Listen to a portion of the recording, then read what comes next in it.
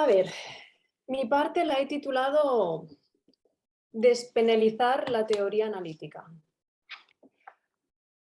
A ver, lo que me ha motivado en esta sesión es algo que desde el principio, cuando me empecé a relacionar con el psicoanálisis y escuchaba cómo desde ciertos colectivos se criticaba al mismo, se criticaba al mismo acusándolo de heteronormativo y de patriarcal, la respuesta de muchos analistas era muy defensiva, encontraba yo, ¿no? O sea, respondían rápidamente con ciertos axiomas de Lacan que me parecen muy interesantes y muy acertados, pero en ningún momento escuchaba un, ok, esta formulación ha sido muy desafortunada, ¿no? Y digo justamente formulación porque creo que para mí, uno de los problemas con el que nos topamos los analistas es en la manera en la que se han formulado ciertos contenidos que son muy aprovechables. Y a mí lo que me gustaría es intentar detectar ciertos sesgos patriarcales de la teoría analítica. ¿Y cómo podríamos resumir el patriarcado? Pues hace poco que vimos con Frank la película Lovelace, que es de la actriz de Garganta Profunda. El argumento de la película porno Garganta Profunda es una fantasía masculina, ¿no? Es algo que en el cine pasa muy a menudo, que suele ser heteronormativo y que pone en acto en casi todos sus films que existe una proporción sexual y que ésta toma como referencia las fantasías y los goces penecentristas de hombres cis. Garganta Profunda va de una mujer que no siente mucho placer, está bloqueada en este tema, en lo concerniente al sexo, y un doctor le descubre que tiene el clítoris en la garganta. Y a partir de esa experiencia, ella logra liberarse y gozar del sexo. Recomiendo ver la película porque creo que se capta, ¿no?, toda la estructura patriarcal del momento y la salida, ¿no?, que ella logra, bueno, que ella logra tener, que también es por la vía del patriarcado, pero por otro lado. Muy diferente, ¿no?, es el trato que se da a todo el tema del porno con la serie Adult Material, que creo que está en Filming, no sé si en alguna plataforma más, también la recomiendo mucho. El caso, retomemos la cuestión, ¿no? Y yo advierto que para nada voy a intentar ser enigmática, sino más al contrario, bastante directa. Entonces digo, ¿qué diferencia marcan los genitales, no? Y Judith Butler ya nos recomienda que este tema se tiene que mantener abierto, porque como es evidente, como el psicoanálisis dice muy bien, es lo que permita que se vaya construyendo. Entonces, ¿qué ocurre con la diferencia entre un pene y una vagina? Muchas veces he encontrado que quizá la teoría al final se termina explicando diciendo como si hubiera dos sexos, ¿no? Muchas otras no, y en esas otras me parece más preciso, ¿no?, apuntar a que existe más de un órgano sexual o más de un sexo. No decir que hay dos, sino más de uno. Creo que eso es diferente. Y Preciado mismo, en la 20ª edición de su manifiesto contrasexual, dice algo que coincide con el psicoanálisis y que también ha rescatado Guillem, ¿no? Cualquier órgano puede ser un órgano sexual. Pero cogiendo algo biológico para el inicio, tal y como también hizo Freud, pues también si intentamos decir, no, es que hay dos sexos, pues no los hay, ¿no? Porque hay casos de intersexualidad y además que la intersexualidad, por cómo he ido investigando, también hay de 4 tipos. Es decir, en lo biológico tampoco correspondería esto de 2. La cosa está en que cuando se plantean casos de intersexualidad, el problema o lo interesante que ahora se está debatiendo es como que si se tiene que elegir, ¿no? O dejan que el sujeto elija, o peor, desde la medicina o los padres eligen para ese sujeto si será un hombre o será una mujer. Para esto también, mientras lo escribía, me vino a la mente la serie Frágil, que es canadiense y que trata de este tema, porque al final parece como si no hubiera la posibilidad de que pudieran existir sujetos intersexuales, es decir, como si se tuvieran que decantar sí o sí. Y en esta misma lógica, algo que me sorprendió mucho cuando lo descubrí es el caso de las mujeres con cáncer de mama, ¿no? Personas que han sido, bueno, que un pecho ha sido extirpado y que entonces desde la medicina, ¿no?, se le dice, ¿quieres reconstruirte el pecho? Y la mujer en ese caso dice, mujer, o bueno, o como se declare, no, prefiero extirparme el otro. Dicen, uy, eso no puede ser. O sea, te podemos poner un pecho de silicona, pero no te podemos quitar el otro. Es decir, todo lo que sea poner un plus a lo que se entiende como feminidad, eso está mucho más acogido que no que una mujer se pueda quitar un pecho. Para que una mujer se pueda quitar un pecho, o como he dicho antes, como se declare, se lo quiera quitar, tiene que pasar por la unidad de identidad de género. Y eso me parece llamativo. Vale, entonces empecemos por una escena imaginaria, ¿no?, que Guillem también ha rescatado, la del momento inaugural, o no, en que un niño, en este caso, descubre que no solo hay penes, ¿no? Ese es un momento en el que se topa con lo imposible de la diferencia. La cosa está en que creo que la teoría freudiana se ha aferrado demasiado a este ejemplo imaginario y lo ha situado como constitutivo, cuando quizás se está forzando que eso sea constitutivo. Lo detallaré más adelante, ¿no? Pero el problema que esto representa es que esta diferencia ni ninguna otra diferencia se puede asumir. Es decir, tú puedes visualizar o pensar en un pene o en una vagina, o puedes pensar en dos vaginas o en dos penes. Pensarás en uno o en el otro, pero no podrás representarte lo que los diferencia. Eso es un imposible. ¿Y qué es lo que hacemos con el imposible? Pues nos defendemos. ¿Y cómo creo que nos defendemos? Pues con la creación del género. Entonces, de lo que quiero hablar un poco es de género y de su relación con las estructuras clínicas psicoanalíticas, y también hacer como una crítica a ciertas formulaciones de Freud y Lacan y otras colegas contemporáneas. Y si da tiempo, que creo que no, pues hablar un poco de maternidad, paternidad, partener sexuales, lenguaje inclusivo, feminismo. Bueno, venga, empiezo con Freud. Jorge Reiter, que es un psicoanalista argentino, él es uno de los pocos que he encontrado que públicamente, publicando, es crítico abiertamente, ¿no?, con ciertas formulaciones analíticas, y él rescata precisamente el complejo de Edipo y el complejo de castración. Y para esta parte he escogido una publicación que es muy reciente y justamente lo he hecho por esto. Bueno, lo he hecho porque es una publicación del Fórum Psicoanalític Tarragona, porque es reciente, porque hablan de la sexualidad desde Freud y Lacan, y en algunos, no en todos, en algunos de esos artículos es como que se conserva muy las expresiones originarias sin matizar o intentar actualizarlo, ¿no? Que no lo critico, bueno, sí, quizás sí que lo critico, porque me parece que esto puede hacer de obstáculo con los colectivos contemporáneos de los que nos quejamos que no vienen al análisis, sino que utilizan otras disciplinas de la psicología. Vale, pues los artículos son uno de Clotilde Pascual y otro de Luis Izkovic, y el libro es del grupo de trabajo Infancias, de la perversión polimorfa al género fluido. Entonces, empezaré por el de Clotilde. Freud empieza apuntando a que la sexualidad se basa en la diferencia sexual. Pero yo lo que me pregunto es ¿a qué se refiere exactamente con esto de la diferencia sexual? Si se refiere a lo imposible de asumir de la diferencia en sí, o si se trata de la concepción de que existen solo dos sexos y que estos están preferentemente soldados a los géneros, o no, o las dos cosas. No sé, esto me gustaría debatirlo. Entonces, en el artículo de Clotilde, ¿no?, para empezar, la teoría se formula desde la visión de un niño con pene. Esto ya nos da un indicativo, para mí. Y dice, el primer momento estructural en todo niño es la creencia de que todos los seres humanos tienen pene. Pues yo esto lo cuestiono.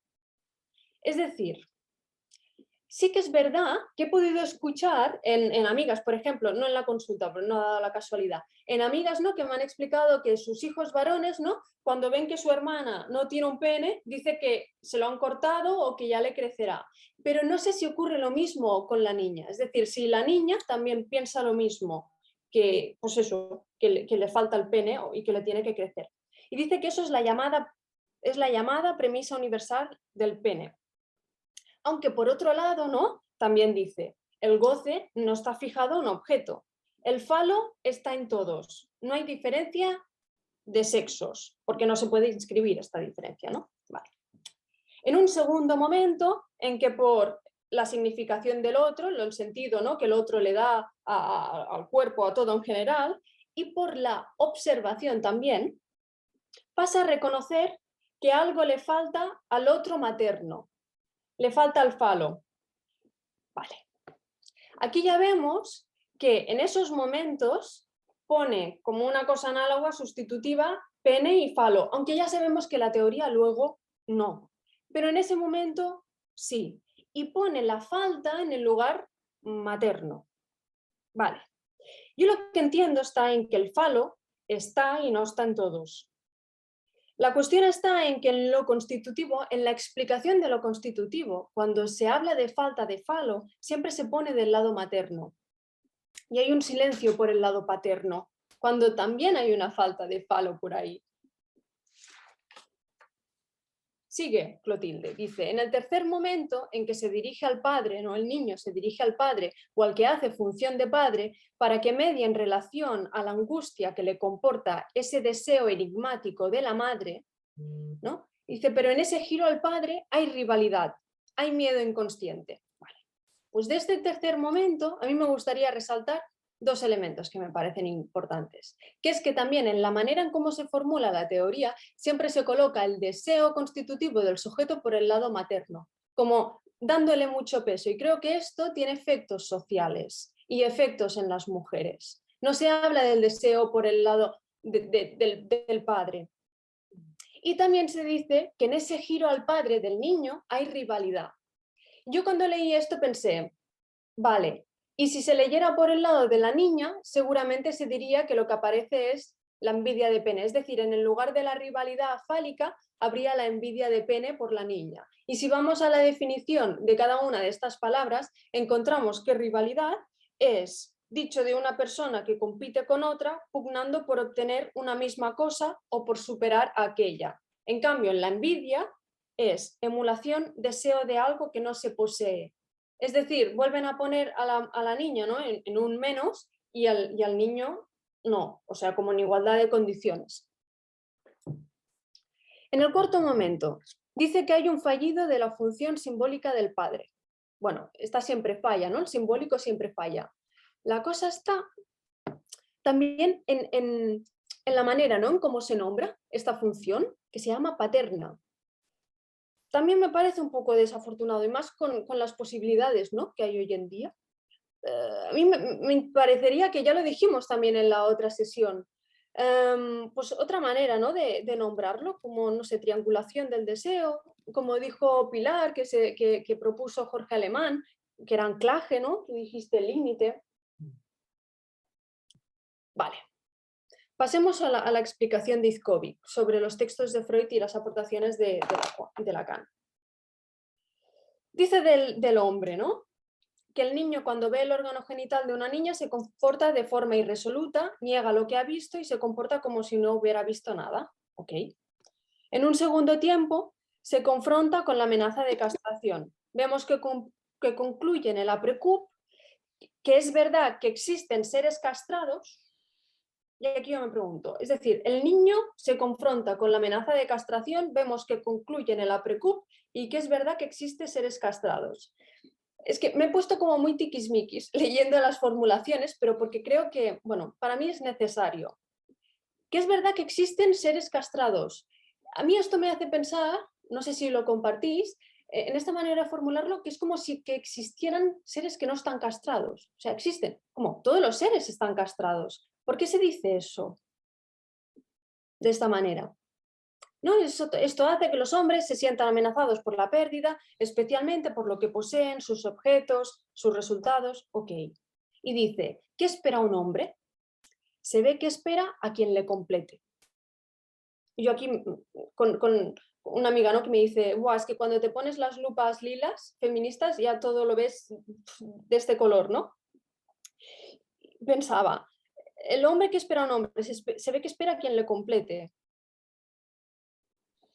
Es decir, se pone a la mujer, ¿no?, para completarlo a él.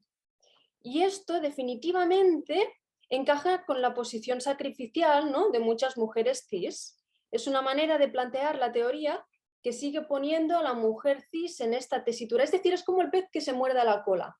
¿Qué es primero?, ¿no? Y dice, es por la castración que un hombre puede acceder a una mujer. Bueno, yo creo que es por la castración que une puede amar. ¿Y por qué hago todas estas, ¿no?, como he dicho antes, de tiquismiquis, de hombre, mujeres, por qué lo formulan así? Es decir, porque estamos siguiendo como que ordenamos la teoría según hombres y mujeres. Y llamar hombres o mujeres es establecer a los sujetos, a las sujetas, según el género. Y eso me parece que nos puede llevar a sesgos. Y pone, ¿no?, del lado de las mujeres, que lo irreductible de su lado es la envidia de pene.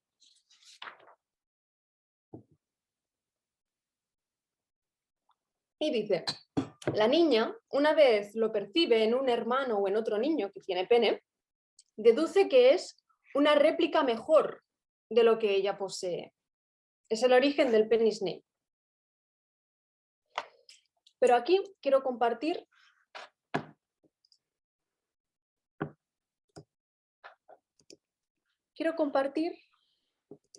a ver, aquí, sí. Esto es de un libro de la ilustradora Liona que se llama Sexo. Y me sorprendió mucho, ¿no? Porque ahí descubrí que en el libro de la anatomía, el último libro de anatomía del año 85, decían que los genitales femeninos son un error de formación de los genitales masculinos. No me parece, como dije, trivial esto. Es decir, se coge como que la cosa está en que hay un discurso social que empuja a pensar que la referencia que tenemos que tener es el pene. Y dice que ella tiene menos miedo a la pérdida de los objetos, que su inquietud concierne a su ser, si es mujer o no, y que esta es la verdadera inquietud de una mujer. Y sí, es verdad, estoy de acuerdo, pero creo que hoy en día también podemos dar en cuenta que esta también empieza a ser una inquietud de los que se llaman hombres o que se declaran como tal. Y dice que el goce la divide de forma que ella no llega a ser la mujer falo. Pero pienso, ¿y quién es el hombre falo? Y que está dividida entre lo que es como sujeto y un goce que la hace desconocida para ella misma. Entonces yo aquí haría una teorización, a ver si la compartís o no, os parece una locura, ¿no? Las personas que en el discurso del amo, en lo social, en el patriarcado, no están en el lugar del brillo fálico, es más fácil que dispongan de un acceso a ese goce otro, justamente porque lo discursivo social no canaliza su goce, no lo reconoce, queda por fuera, como el goce otro, el goce del otro, el de la psicosomática, el de la psicosis. Y dice, sigo con Izkovic, la fuerza de los celos proviene de la fuerza de la envidia de pene. Freud considera que hay prevalencia de los celos en la niña que en el niño. Yo me pregunto, ¿cómo lo sabe? Y después me pregunto, ostras, ¿y esto qué pasa que hombres que asesinan a mujeres? La niña ha renunciado a la obtención del falo cuando en realidad prosigue su búsqueda a través de los celos. Dice, la niña atribuye a su madre la privación del órgano y tiene envidia que su madre prefiera a otro niño mucho más apto para satisfacer su deseo. Entonces, algo a comentar para mí no es el peso que se le da a la madre en toda la teorización.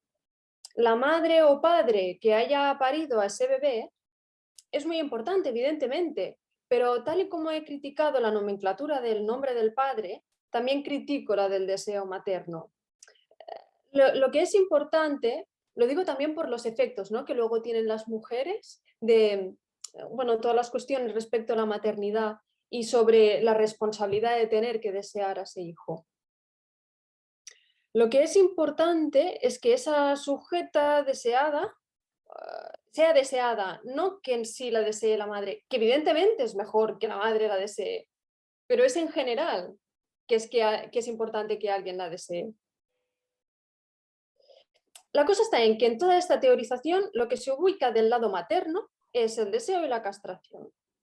Y evidentemente que vivimos mejor, ¿no?, cuando nos aman y nos reconocen, pero pues me parece más interesante, ¿no?, reformularlo como, no sé, como una sugerencia, como deseo constitutivo. Y también dice, ¿no?, que otro momento clave para Freud es cuando la niña cesa la masturbación. Dice que gran parte de la sexualidad femenina se decide en este momento crucial, de interrumpir esta actividad autoerótica o persistir en ella. Por lo tanto, la vía de la feminidad empieza por la renuncia a la masturbación, considerada por Freud como masculina. El término, y ahora yo considero, ¿no?, que el término de que la masturbación está considerada como masculina, ¿no?, también se puede entender masculina como un sinónimo de algo autoerótico. Pero de igual modo me parece que estas terminologías generan efectos, y sobre todo, pues, como he dicho antes, ¿no?, de rechazo por parte de ciertos colectivos. Dice, ¿no?, que ella lo ha visto, sabe que ella no lo tiene y quiere tenerlo.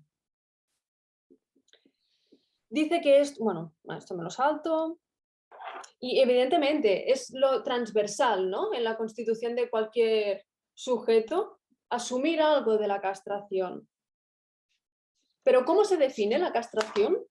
Pues, por ejemplo, la definición que ofrece Clotilde en este libro es: la castración es asumir la falta del órgano fálico en el otro materno. Ya estamos otra vez. Y esto no es que yo haya buscado a ver, no, no, es que es cuando al buscar la bibliografía es lo que fácilmente siempre me he encontrado. Y respecto a Lacan, ¿no?, Izkovic, pues evidentemente, ¿no?, habla que hombre-mujer designan modalidades de goce, modalidades en relación a la lógica fálica, y que esta lógica se resume en un binario, hombre-mujer.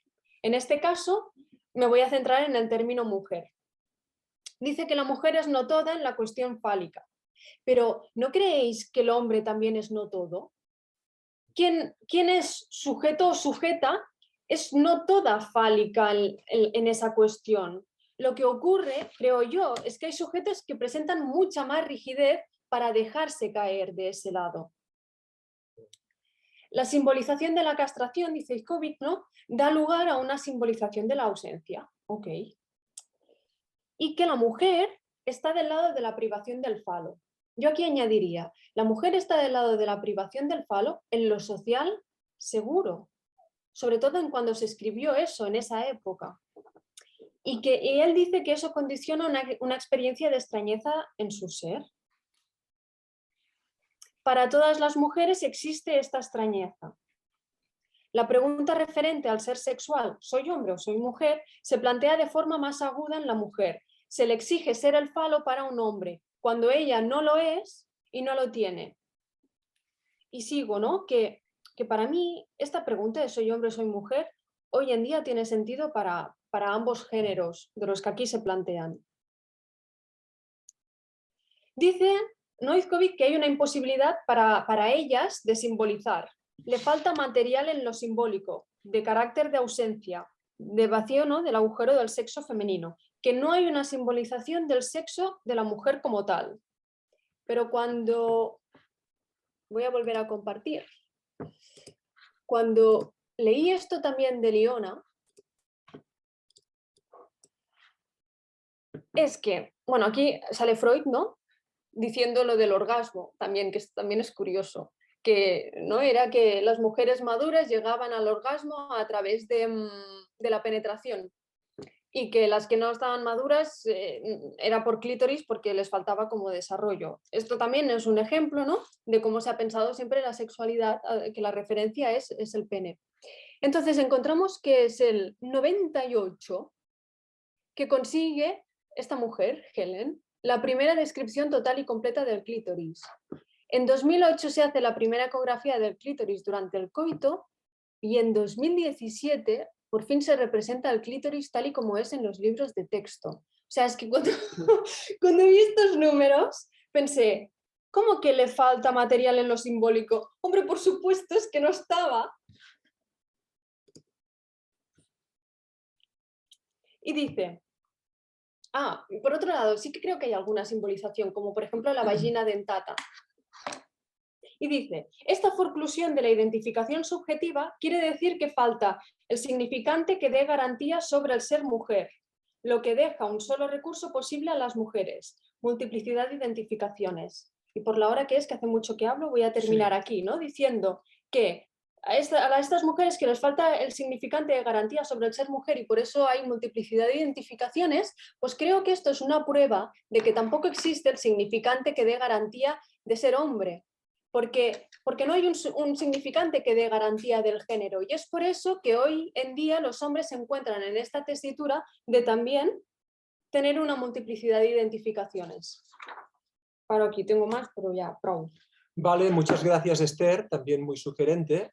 Y ahora empieza el turno de intervenciones, discusiones, enfados, lo que os dé la gana. Bueno, hacemos lo típico. Mira, hay una mano levantada. Laia, por favor, adelante.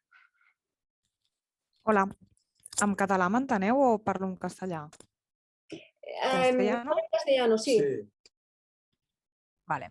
Vale, pues muchas gracias, sobre todo Esther, porque has dicho como cosas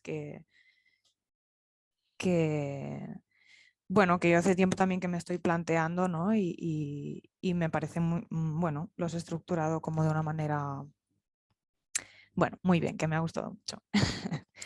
Y eso que decías de los órganos intersex me parece muy interesante, ¿no? Porque cuando los bebés nacen hay una prueba que se llama el falómetro, ¿no? Entonces les miden cómo mide ¿no? o el pene o el clítoris y entonces hay como, bueno, allí se decide si es un niño o una niña o hay un órgano allí intersex que debe operarse, ¿no? Y al igual que al final hay también una tríada, ¿no? Entre el padre, la madre y el hijo, yo me pregunto si esta tríada también podría llevarse a lo genital, ¿no? O sea, la vagina, bueno, la vagina no, el clítoris, el pene y otro tercero, ¿no? Y como eso también podría ser quizás en la posición sexuada, ¿no? Que también hay la posición sexuada masculina y femenina, ¿no? Que a mí es algo que también me hace mucha pregunta, ¿no? Que el psicoanálisis da tanta importancia al lenguaje y sin embargo sigue diciendo el goce femenino y el goce masculino, todo el rato teniendo que aclarar que el goce femenino no va ligado a la mujer y el masculino al hombre. Y dices, bueno, no sé, hasta el saliva, ¿no? Y ponle otro nombre. Bueno, en fin.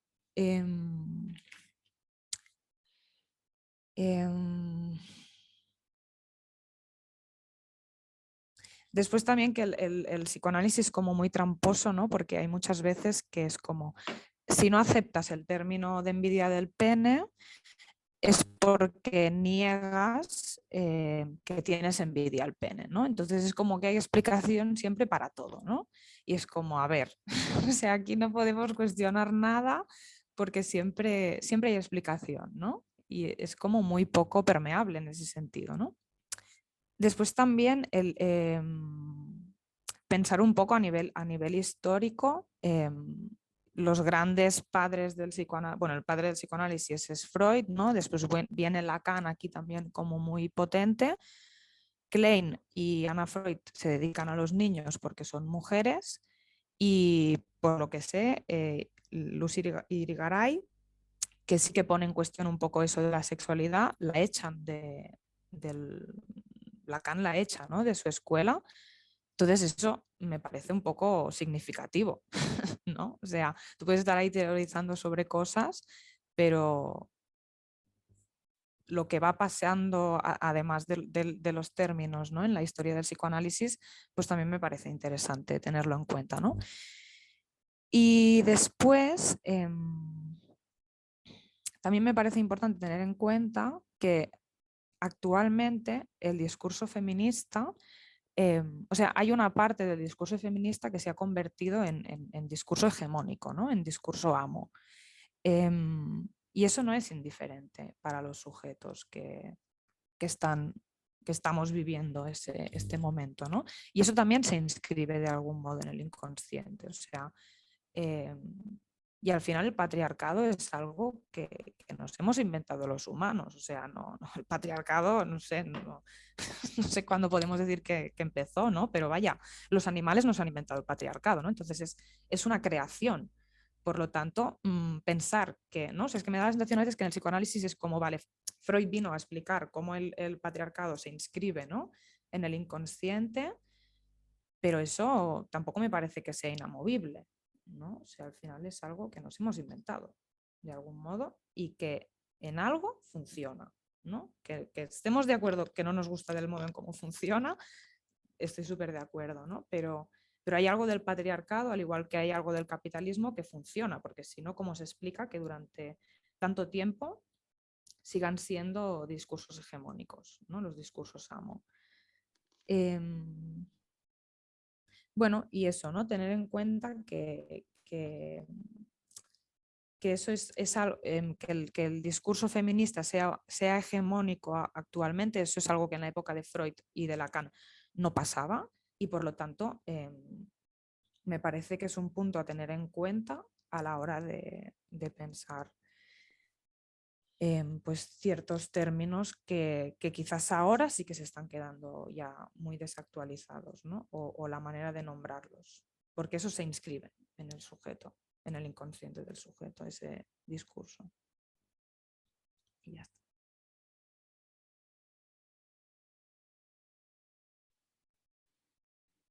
Ujú.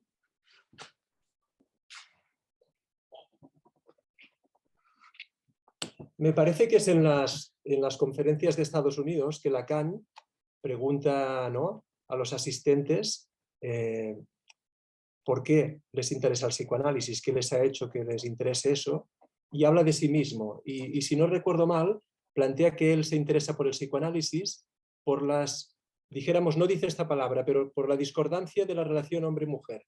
Es decir, Lacan empieza, de algún modo en el psicoanálisis, con esta lógica binaria, pensando hombre-mujer.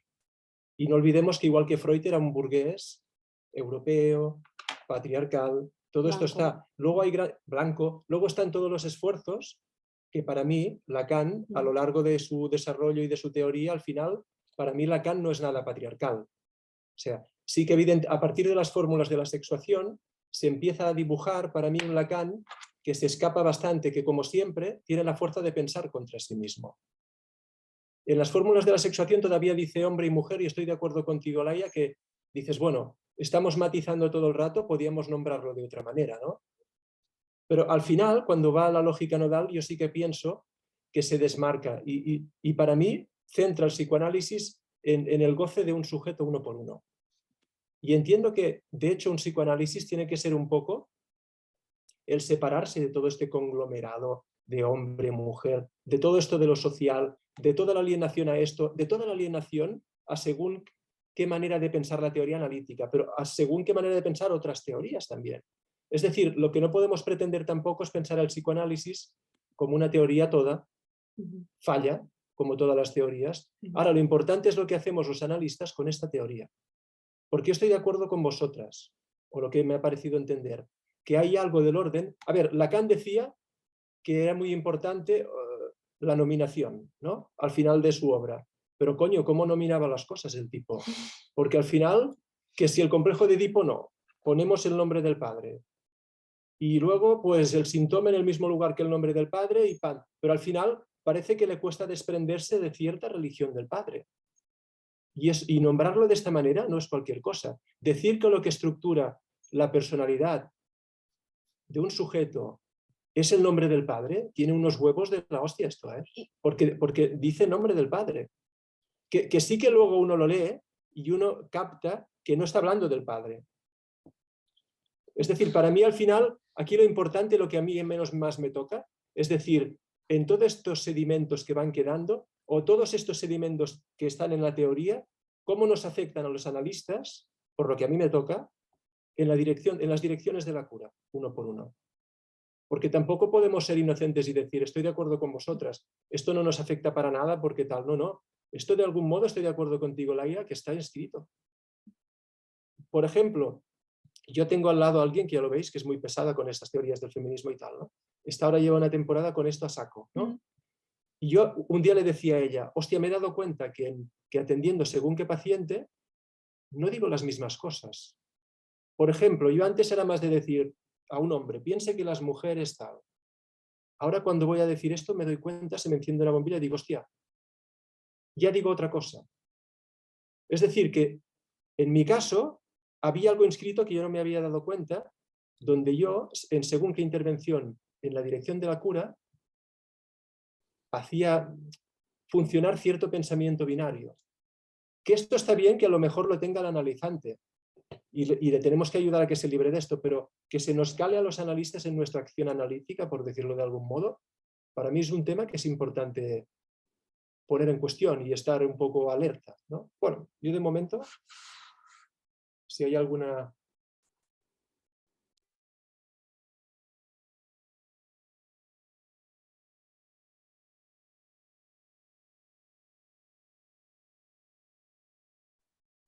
Jan. Simplemente quería decir que estoy de acuerdo con lo que ha dicho Frank y que, claro, que también es esto, el psicoanálisis no se ha podido librar, como tiene sus fallos y tiene sus... Se ha ido filtrando incluso del discurso masculino, etcétera, etcétera. Y esto es indudable de que es así. Y un poco de lo que se trata es de poder cuestionar esto. Y yo pienso como Frank que al final Lacan llega a una cierta caída de los significantes, intenta salir del imaginario de los significados y trata de llegar mediante la topología, mediante los matemas, mediante las fórmulas de la aceptación, etc., llegar a esta cuestión de salirse de toda esta problemática, ¿no? Luego, lo que decís que esto, de algún modo, se filtra en el inconsciente de los psicólogos, es verdad. Pienso que en un análisis hay cosas en este sentido de que pueden tener consecuencias clínicas en la dirección de la cura, sin duda. Hay que tratar de que sea lo mínimo posible, tratar de ligar, de hacerlas... Claro, pero claro, esto es imposible, porque también sería un análisis puro de algún modo, con interpretaciones de estas lacanianas de doble sentido, etcétera, intentando siempre desimaginarizar sin que caiga nada del pósito del imaginario entre la relación analítica. Esto es algo también, somos humanos y esto nos ocurre y sí, yo soy blanco y cis y tal, y esto pues se me desliza a veces, es verdad. Y es algo que tendría que trabajar en mi análisis o que tratar de que esto no ocurriera o que ocurriera lo mínimo posible. Aún así, a veces ocurre, ¿no? Pero también quiero decir que al final un análisis incluye también algo de esto, ¿eh? No sé, se puede hablar. No sé. Miquel? Hola, què tal? Em sentiu? Se'm sent, no? Sí. Bueno, primer, moltes gràcies als dos ponents. Debo decir de entrada que he escuchado a ratos, porque he estado ocupado aquí en casa, por eso había apagado la cámara. Entonces, quizá digo algo que habéis dicho y lo siento. Bueno, nada, quería decir, por ejemplo, que me han gustado mucho las intervenciones de Laia y otras en el turno de preguntas, porque yo creo que no podemos decir que Lacan o Freud eran hombres de su época, ¿vale? Yo descarta esto. Es una excusa muy, muy mala. Es una excusa muy, muy mala pensando que cuál era su época, porque, no sé, Lacan vivió en una época que escribía Monique Wittig, Lucy Irigaray y muchas otras feministas a las cuales no quiso leer sistemáticamente y públicamente, porque lo dijo públicamente que no quería. En la época de Freud estaban las sufragistas que acusaban a Freud de las mismas cosas que, por ejemplo, se ha acusado hoy en día con el tema de envía de pene. En 1912 ya se le decía eso. Y no quiso escuchar. Incluso tiene un texto, la primera vez, no sé si sabéis, ¿no? La primera vez que las mujeres pueden votar en Austria, en Alemania, Freud escribió el texto al cabo de 3 meses en el cual dice que las mujeres no tienen super-yo o tienen menos super-yo. Eso no se puede sacar del contexto. Freud sabía que hace 3 meses que las mujeres podían votar por primera vez. O sea, había ahí un algo de, ¿podrán hacerse acaso responsables de su país? Eso existía. Entonces, Freud no era un hombre de su época, era un hombre anterior a su época.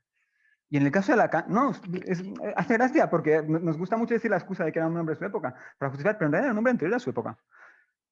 Y en el caso de Lacan seguramente también. Eso significa, obviamente Lacan era una persona mayor, pero también. ¿Y qué pasa? Que en el psicoanálisis, en realidad, no hemos absorbido nada, ni hemos creado una frontera de diálogo, una frontera porosa. Cuando, por ejemplo, sabemos, y sabréis todos, que la teoría queer, que hoy en día, digamos, ocupa, como decían por aquí, ¿no? Quizá la teoría queer en sí misma no, pero algunos elementos están cogiendo pequeños espacios en la posición de discurso del amo, pero nace en puro diálogo con el psicoanálisis. Diálogo que el psicoanálisis ha ignorado sistemáticamente durante 50 años. 50 años, ¿eh? Entonces, no podemos tampoco decir que ostras, no, claro, sí, tenemos que empezar a no utilizar la palabra falo. A ver, hace 50 años también de estas críticas, ¿no? Ahora, con lo de Paul Preciado, que solo lo ha hecho poner de moda, pero en realidad los argumentos de Paul Preciado ni tan siquiera son suyos, ni tan siquiera son nuevos. Y él mismo lo sabe. Entonces, el único punto que quería decir es esto, la excusa esta de hombre de su época, a otro momento, vamos a intentar asimilar cosas, bueno, relativicemos un poco porque no es verdad si uno va a los hechos reales, ¿no? Bien, solo era este punto un poco crítico, bastante. Ya está. Vale. Cuando has dicho lo de que Lacan no nombra el nombre del padre como lo que estructura, ¿no? Al sujeto, no solo dice eso, sino que dice que lo desestructura es el goce de la madre. O sea, ya lo acaba de bordar, ¿no? Y yo sí que no pienso que al final de la teorización de Lacan él estuviera fuera de lo patriarcal. Como mucho, estaba, no todo, en lo patriarcal, se salía un poquillo, Bueno, hilillos, está bien, pero está bien. Ya es la cuestión está que lo que yo encuentro, lo que he hecho en falta, es que en la comunidad de analistas en la que estamos, y creo que en otras también ocurre, se habla mucho de la ciencia, se habla mucho del capitalismo, pero nunca he escuchado la palabra patriarcado. Mai, y eso me parece muy indicativo. Luego, en los finales de análisis, ¿no? Donde teóricamente las identificaciones caen. Buscando bibliografía sobre el tema, cuando encontraba algo que hablaba sobre el goce otro, o sobre, sí, los ejemplos y los títulos siempre era mujer y goce otro. Nunca era de hombre. Y no me vale el ejemplo de San Juan de la Cruz, porque es la excepción que justifica la norma. Entonces, creo que sí, que tenemos como una responsabilidad apuntar más a esas identificaciones sexuadas para que caigan, porque creo que al final hay mucha, es como, son unas identificaciones que persisten mucho, también me parece lógico, ¿no? Porque es las identificaciones con las que se ordenan en el mundo, ¿no? Y son las mismas que aparecen en el DNI, que antes en el DNI aparecía el estado civil y ahora por suerte ya no, pero sigue apareciendo el sexo y dices, ¿para qué?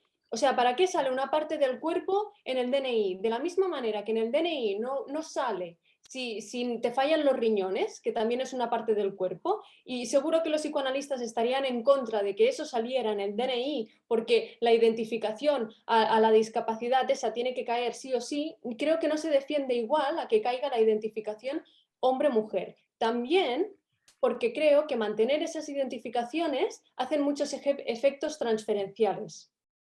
¿Cómo sería esto?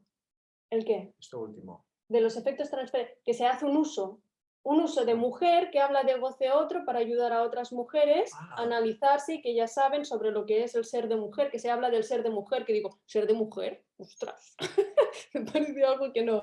Debe ser la hostia. Luego está el tema de la nominación, de cómo nomina Lacan. Lacan, por ejemplo, a los gays nunca los nombra gays, que es la nominación que ellos utilizan para nombrarse. Los nombra homosexuales, que es una palabra médica. En los artículos de psicoanálisis que he leído, he llegado a leer que la teoría queer no se puede llamar teoría porque no tiene, para empezar, objeto de estudio. Y digo, madre mía, ¿pero qué se ha leído esta persona de la teoría queer? O psicoanalistas que he oído criticando a Judith Butler, diciendo que Judith Butler no se ha leído a Lacan. Yo pensaba, quienes no se ha leído sois vosotras que no habéis leído Judith Butler, que ella dice que es edípica si entendemos el Edipo como la triangulación del deseo. Esto es no leerse a Lacan y a Freud. Y luego, esto sí que lo quería decir, ya acabo, ya me callo, lo prometo. Marie-Hélène Bruce, en el libro Mujeres y Discursos, allí dice, para mí, la aberración de que en el feminismo de los 70 se luchaba por el cuerpo de la mujer con la ley del aborto, y que el movimiento Me Too ya no tenía que ver con el cuerpo de la mujer.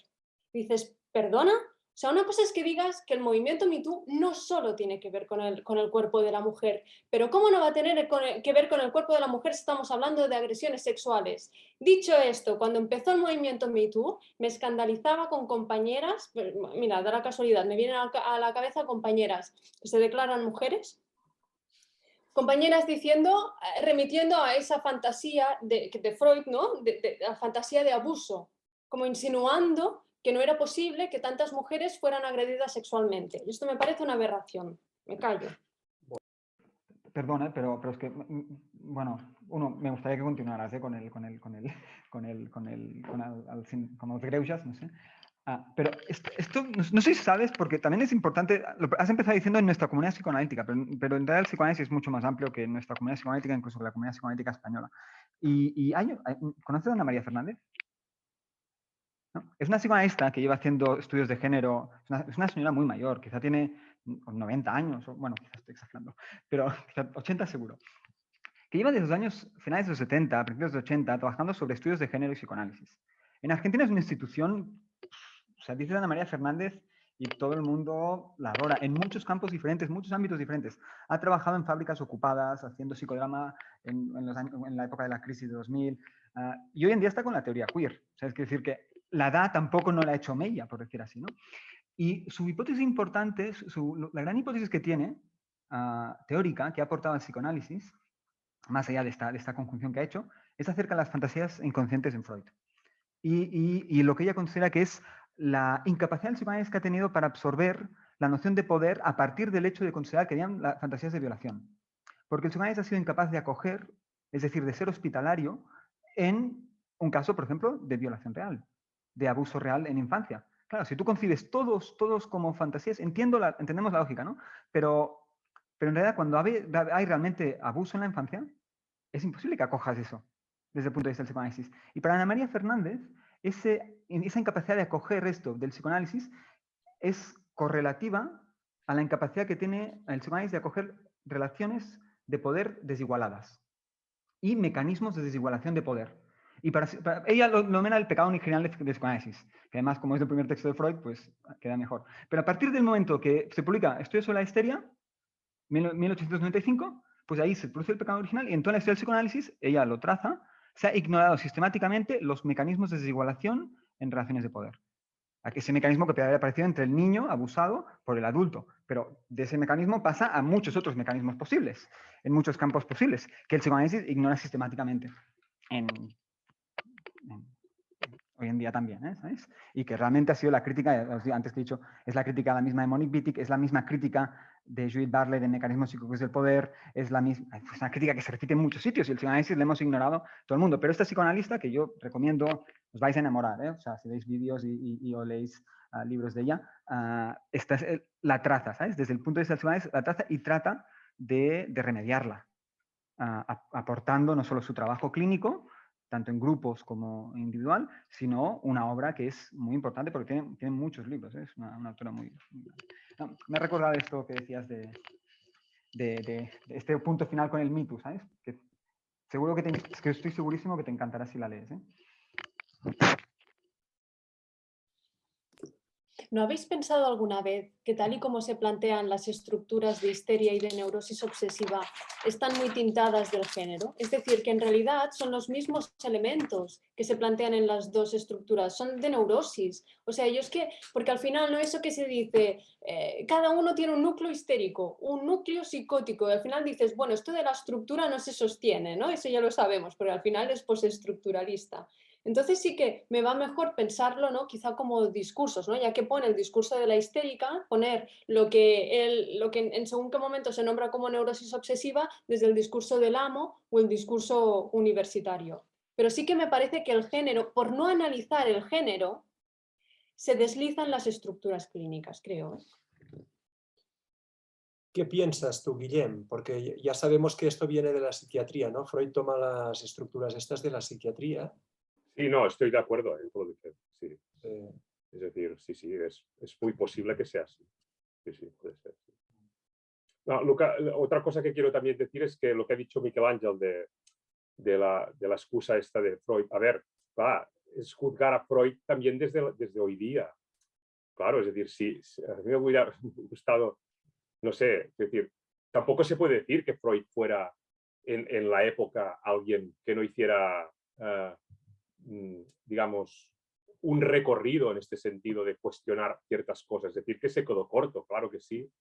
Y seguramente muchas personas de su época dijeron cosas mucho más importantes que él. Es decir, como toda figura tiene luces y sombras. Pero tampoco creo que se pueda decir que Freud pues, fue un desastre total o que no. Es decir, nosotros cuando lo juntamos desde nuestra época, decimos, hombre, Freud pues, se quedó corto en esto y en esto. Y realmente fue así. Pero claro, deberíamos, digamos, nosotros estando en su época, ¿no? Sin el pensamiento que tenemos ahora, que lo cual, claro, es muy difícil de poderlo valorar, ¿no? Claro. Pero que yo, por ejemplo, pues igual, no sé cómo pensaría en aquel momento. Bueno, no sé, es para matizarlo un poco.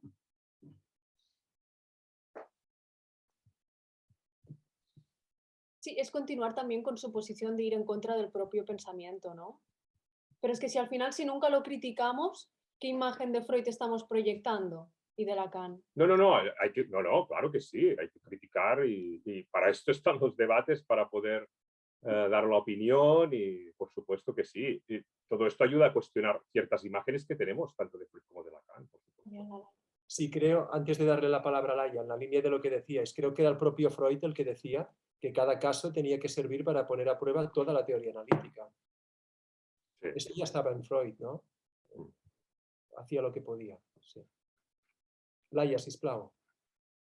Sí, que yo estoy de acuerdo con esto, ¿no? O sea, a mí Freud y Lacan me caen súper bien, ¿no? Quiero decir que a mí lo que me molesta, ¿no? Es que esto siga hoy en día diciéndose y dándosele bolo los psicoanalistas. O sea, no tanto Freud y tanto Lacan, ¿no? Sino un poquito todas esas personas que estamos en todo este meollo, ¿no?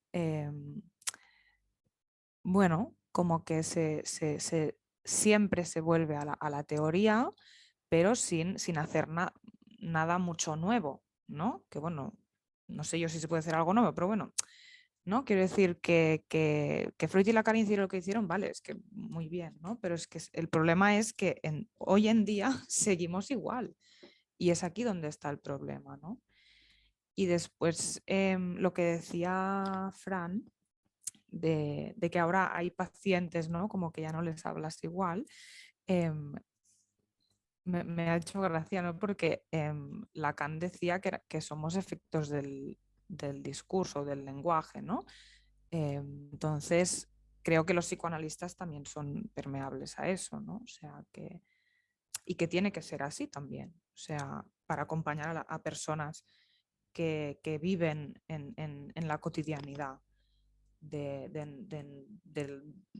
la hora, ¿no? O sea, de nuestro mundo de ahora. Quiero decir que si los efectos del lenguaje afectan a todo el mundo, los psicoanalistas también tienen que ser permeables a eso, ¿no? Porque si no es como que, bueno, no sé. Yo estoy muy de acuerdo y me hacías pensar en algo que planteaba el Guillem, ¿no? Y ahora que el analista también está bien que falle. A ver, está la clásica idea loca de que el analista no tiene prejuicios, todo ese rollo patatero, que eso es... Me acuerdo que cuando yo empezaba a trabajar, el que parecía una polla era yo, porque estaba tan rígido, me creía esta película. Pero luego también conviene que en algún momento un analizante capte que se te escapa un prejuicio, puede tener un efecto de castración en el analista y desidealizarlo, puede ser muy interesante. Y ver que ese tipo también tiene un goce allí en juego, ¿no? Que también goza, ¿no? Esto es muy importante.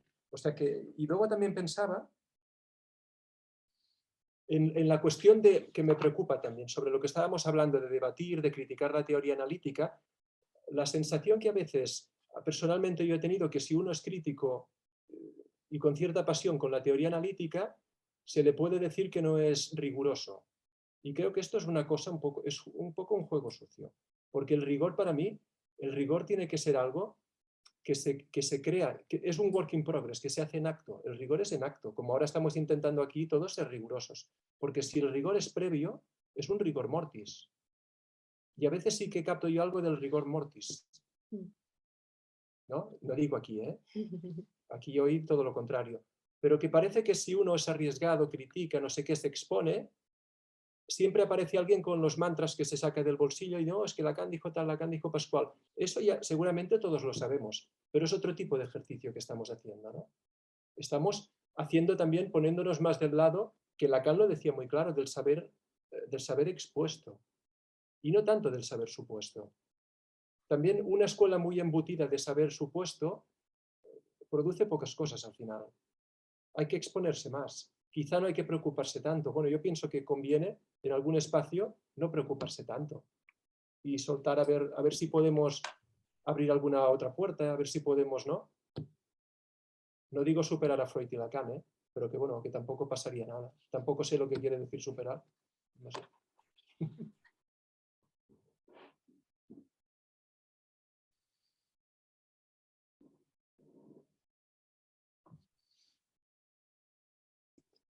Hay algo, ya que, bueno, tenía aquí, pero no os lo podéis imaginar, aunque tenía preparado. Y ya que he hablado pues, del Edipo y del complejo de castración, ¿no? Creo que a veces se ha ubicado en el Edipo la orientación sexual. Y creo que eso no tiene nada que ver, ¿no? Y por otro lado, a veces cuando se habla de este tema, se rescata al padre Freud diciendo que él dijo que todo el mundo cuando nacía era bisexual. Pero de eso, ¿qué más se ha dicho? ¿No? ¿Qué dice el psicoanálisis de la orientación sexual? Creo que, bueno, al menos yo cuando lo he buscado he encontrado poco. Edipo Gay, sí, el libro Edipo Gay lo recomiendo, me gustó mucho.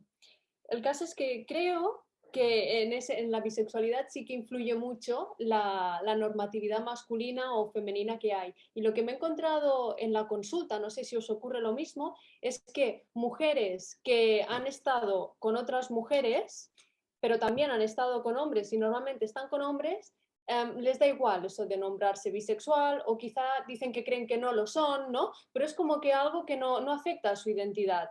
En cambio, los hombres sí, ¿no? Hay como muchísima más dificultad. En el libro de Miquel Misé, él explica que en el instituto hace un experimento y que pregunta a las muchachas, a los alumnos y alumnas, que si en un universo paralelo, si podrían acostarse con alguien del mismo sexo. Y las chicas normalmente sí levantan la mano y en el caso de los chicos, pues es 1, 2, máximo 3, pero muchas veces es ninguno.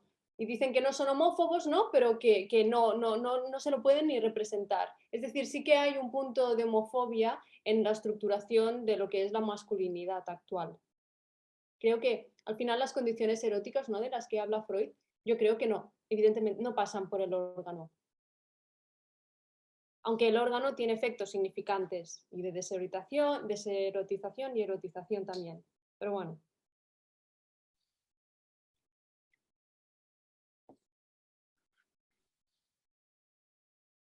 Bueno, es la hora de acabar. Si alguien quiere decir algo para... Algo final, quiero decir. ¿Armand? ¿No está? Sí, está aquí. ¿Armand? ¿No? Bueno, pues muchas gracias de nuevo a Guillem, a Esther, por las exposiciones, por la pasión, por el esfuerzo. Y y a los demás por las intervenciones también. Y siempre digo lo mismo, a ver si pronto podemos reunirnos para hacer una comida o algo y vernos un poco de cuerpo presente. Y hablar así un poco con personas así cerca. Moltes gràcies. Ah, queda una sesión. Dentro de 15 días haremos una sesión más y acabamos el seminario, ¿vale? Molt bé. Enviaremos el link y todo el rollo.